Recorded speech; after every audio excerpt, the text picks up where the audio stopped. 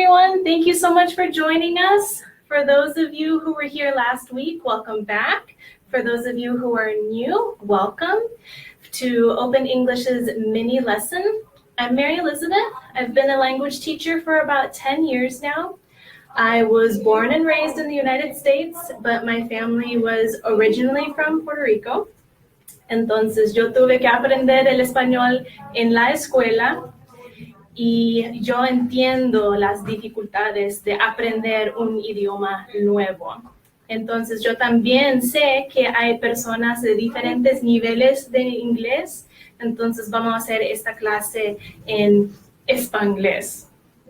So I saw all of your comments last week. You guys had so many interesting ideas, different topics.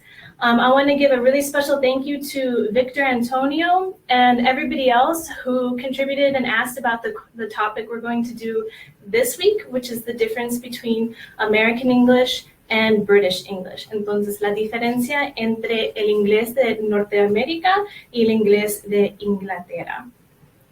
Si les pregunté qué es la diferencia entre el español de Latinoamérica y el español de España, ustedes van a decir que hay muchas diferencias, ¿sí? Diferencias en el vocabulario, en la jerga, en el acento, cómo usan la gramática. Es igual con el inglés del Nuevo Mundo y el inglés del Viejo Mundo.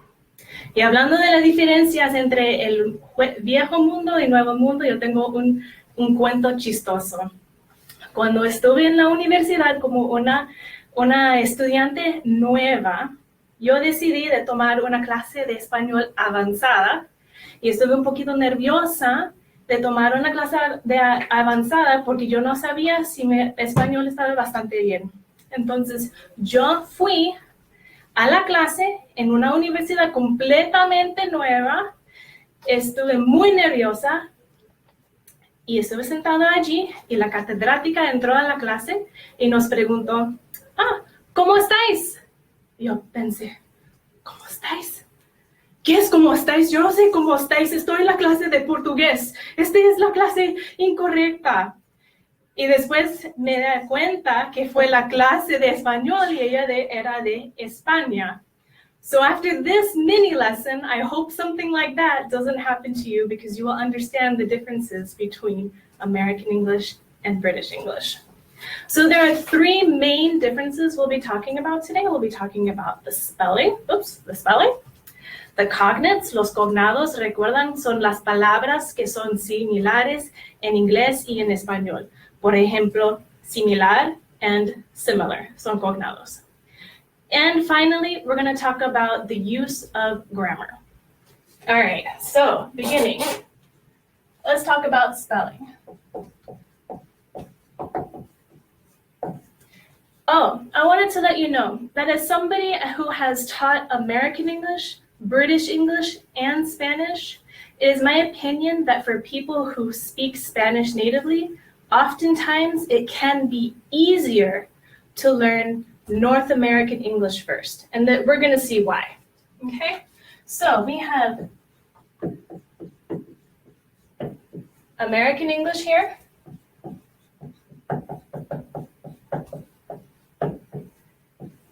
And British English over here. So with words that end in OR, it's like that in American English. And in British English, it tends to be OUR. So example, we have color, honor, humor, and labor. Y estos son cognados completamente en español, ¿sí? Color, honor, humor y labor. En el inglés de Inglaterra se escriben así. Color, mixing them up. We've got honor, humor, and labor. Another example is with the simple past tense. Do we remember the simple past tense? It's verb with ed at the end. So for example, travel, que es viajar en el pasado, traveled, verbo más ed. En Inglaterra se escriben travel, otra L, ed. Un ejemplo más. So we have cancel, cancelar, and canceled. Así podemos ver las diferencias cómo se escriben las palabras en el inglés de Norteamérica en comparación de Inglaterra. So next we have the cognates. Hablamos de los cognados.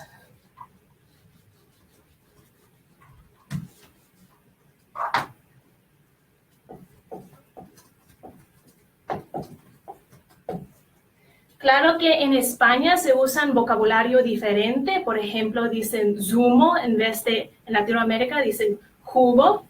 Es igual in North America and in England. We have different words for the same thing. And in American English, sometimes they tend to be cognates in Spanish. So we have vacation, que son vacaciones en español. But here they call them holiday or holidays. Next we have apartment, apartamento, ¿sí? Pero aquí es flat. We have pharmacy, farmacia. And here they call it a chemist. And finally, we have gas or gasoline. Es gasolina, ¿sí? And here they call it petrol. So you can see that there are differences in vocabulary, but in American English, a lot of times they are cognates in Spanish. That is not to say that all words are cognates in Spanish. For example, in American English, we call it soccer, but over in England, they call it, oops, I'm spelling it the Spanish way, football. I have football. Very interesting, right? And finally, we're going to grammar. Use grammar. Of course, please, if you guys have questions, make sure you're writing them in the comments. I'll be able to take a look at them.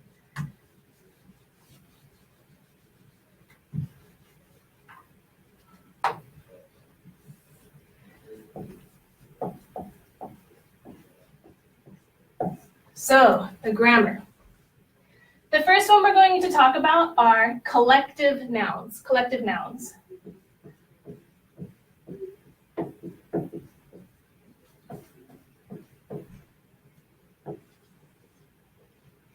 In American English, just like in Spanish, our collective nouns are singular. Singular. But in England, they tend to be plural. Plural. What's a collective noun? What's going on? I'm going to give you an example. Don't worry. Let's look at the word team. El equipo. See?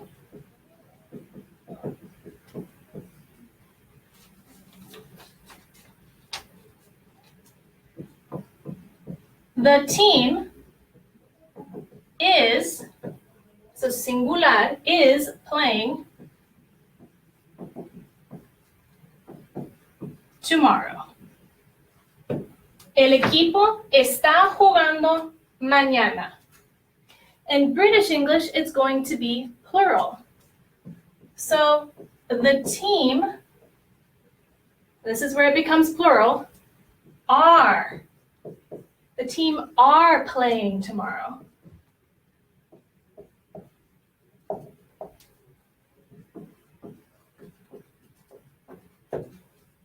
There are many different kinds of collective nouns. Another one example would be the company. The company is, the company are. And just like in Spanish, we tend to use the singular when we're talking about collective nouns.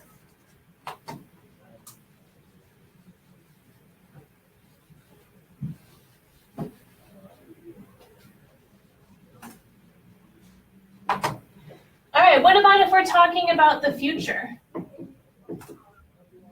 If we're talking about the future, if you guys remember, in American English and in British English, we tend to use will plus verb, or going to plus verb, which is ir más a más infinitivo. American English and British English both use this for the simple future. But in British English, they also use the form shall.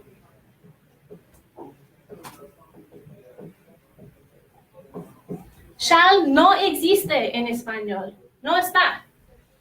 Entonces, I am going to go to the supermarket. En español, yo voy a ir al supermercado.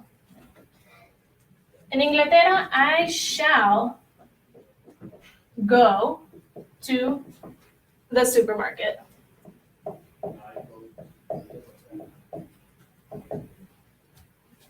¿Sí? Ok, uno más.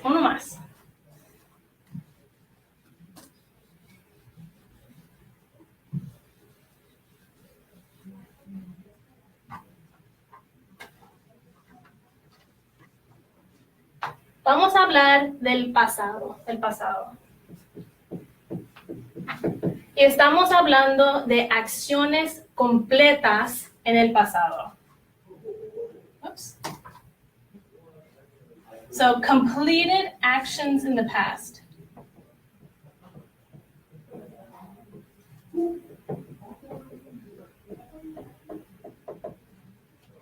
En inglés de Norteamérica, generalmente usamos el pretérito, como en español.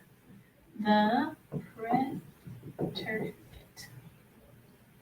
Y si recuerdan, el pretérito en inglés es verb plus ed. For example, walked. Claro que hay verbos irregulares en español y en inglés. Por ejemplo, dar es irregular en español y es irregular en inglés. Give, pasado es gave. Ir, go, went. ¿Sí?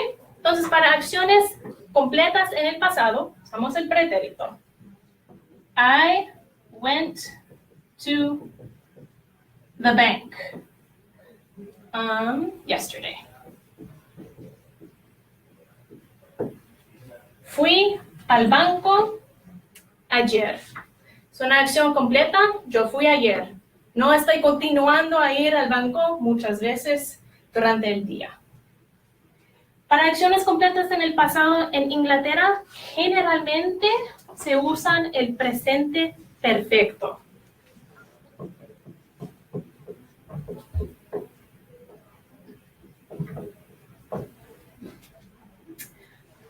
¿Sí? Que es have plus past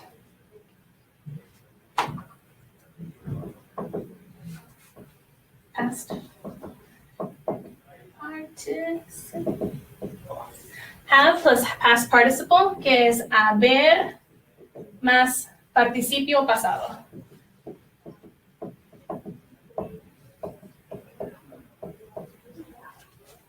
Yeah. What is the past participle in English? ¿Sí? Es el verbo con ing. Claro que tenemos verbos irregulares, dar, to give, gave, y aquí el participio pasado es given. El participio pasado for to go is been. So the present perfect of this sentence, I went to the bank yesterday, is I have been to the bank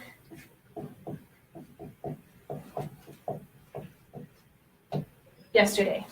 Yo he ido al banco ayer. Y yo creo que ustedes pueden escuchar la diferencia entre fui al banco ayer en comparación he ido al banco ayer. I went to the bank yesterday. I have been to the bank yesterday. So there we go.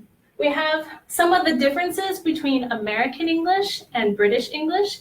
As I told you guys earlier, and for those of you who are joining us a little bit later, in Open English, we teach North American English. So these are the kinds of things that you'll be learning about, the preterite for completed actions, for example.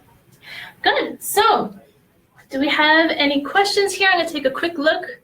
Let's see. Any questions? Okay, it looks like people are finding it very interesting. Very cool. I'm so glad that you guys were able to join us today. I look forward to seeing you guys next week. I'll be taking a look at some of the topics that you guys requested last week, and any questions that you had on here, I'll be able to answer some of them as well. So I'll talk to you later. Bye.